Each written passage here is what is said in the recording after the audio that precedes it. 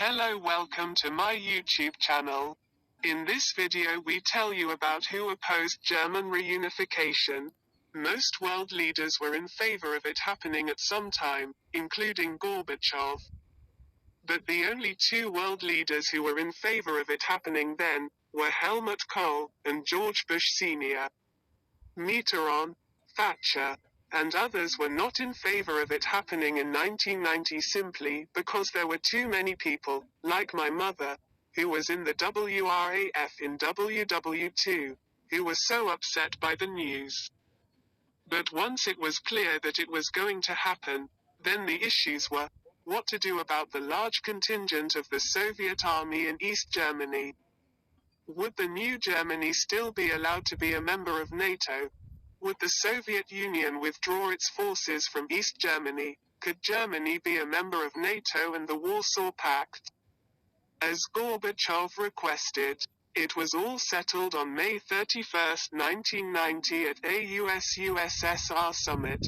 From the secret Soviet, American and German files, Bush said, "If Germany does not want to stay in the Warsaw Pact, then it has the right to choose a different path." Gorbachev. Then let us make a public statement on the results of our negotiations.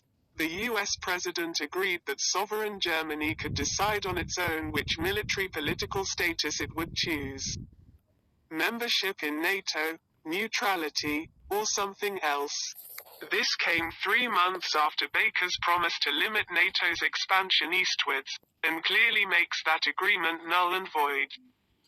This agreement of self-determination was the only agreement publicly announced and formalized.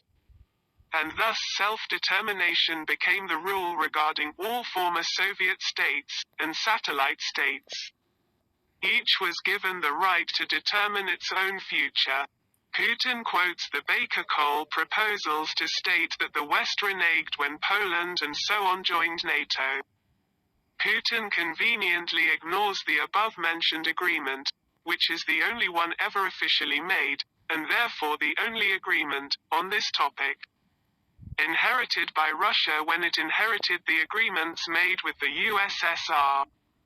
Gorbachev had hoped to gain from that summit some hefty IMF loans to help the Soviet economy transform to a market economy. Bush made sweeping statements about this, but personally prevented the IMF from giving even $1 in aid. Instead of helping the one guy capable of reforming the Soviet economy, they instead wasted enormous amounts on the buffoon, Yeltsin, instead.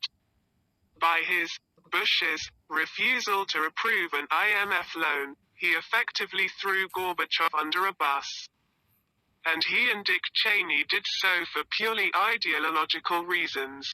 History has shown this decision to have been mildly insane.